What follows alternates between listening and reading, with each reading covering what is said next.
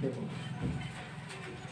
My dear friends, आज मैं class 10 का वीडियो लेकर आए हैं जो अंत तक देखिएगा। प्रश्न बायोलॉजी देखिए, कहता है क्या, जंतुओं में रासायनिक समन्वय कैसे होता है। आंसर लिखिएगा। कहता है जंतुओं में रासायनिक समन्वय कैसे होता है, तो आंसर लिखिएगा।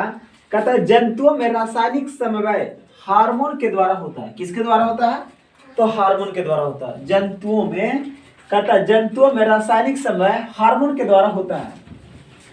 ये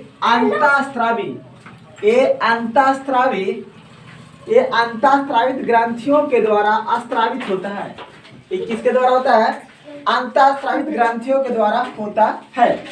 आज आगे क्वेश्चन दूसरा, आयोडीन की कमी से कौन सा रोग, कौन सा बीमारी होता है और कैसे होता है। तो आयोडीन की कमी से घेंगा नामक रोग होता है। ठीक है, तो देखिएगा, कहता आयोडीन की कमी से घेंगा नामक रोग होता है। आयोडीन की कमी से कौन सा रोग होता है, तो घेंगा होता है। ठीक है, आयोडीन के कमी से घेंगा नामक रोग होता है जब मनुष्य में आयोडीन की कमी हो जाती है, तो थायरोक्सिन हार्मोन बनाने के लिए थायराइड ग्रंथि फैल जाती है, जिसके कारण से मानव का गला फूल जाता है। जिसके कारण मानव का गला क्या हो जाता है, ये गला फूल जाता है, गला फूल जाता है, जिसे घेंगा कहा जाता है। जिसे घेंगा, जो गला फूलता है उसको हम लोग क्या बोलते हैं, तो घेंगा कहा जाता है। चलिए अब प्रश्न आ जाइए हम लोग तीसरा प्रश्न है, मनुष्य में चीनी के पाचन में कौन सा हार्मोन सहायक होती है। तो देखिएगा, मनुष्य में चीनी के पाचन में कौन सा हार्मोन सहायक होती है, तो आंसर लिखिएगा। कहता मनुष्य के चीनी के पाचन में इंसुलिन नामक हार्मोन सहायता होता है, जो अग्नाशय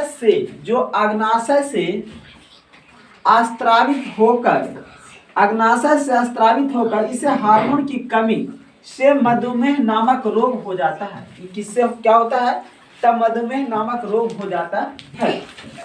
अब प्रश्न है तीसरा, कहता पिट्यूटरी ग्रंथि को मास्टर ग्रंथि क्यों कहा जाता है। कहता है पिट्यूटरी ग्रंथि को मास्टर ग्रंथि क्यों कहा जाता है, तो आंसर लिखिएगा। कहता पिट्यूटरी ग्रंथि को मास्टर ग्रंथि कहा जाता है क्योंकि यह अन्य सभी अंतःस्रावित ग्रंथियों से निकलने वाला एक हार्मोन का नियंत्रित करता है। ये क्या करता है, एक हार्मोन का नियंत्रित करता है। आगे देखिएगा, लैंगिक जनन। कहता है लैंगिक जनन क्या है, लैंगिक जनन क्या है, तो आंसर लिखिएगा।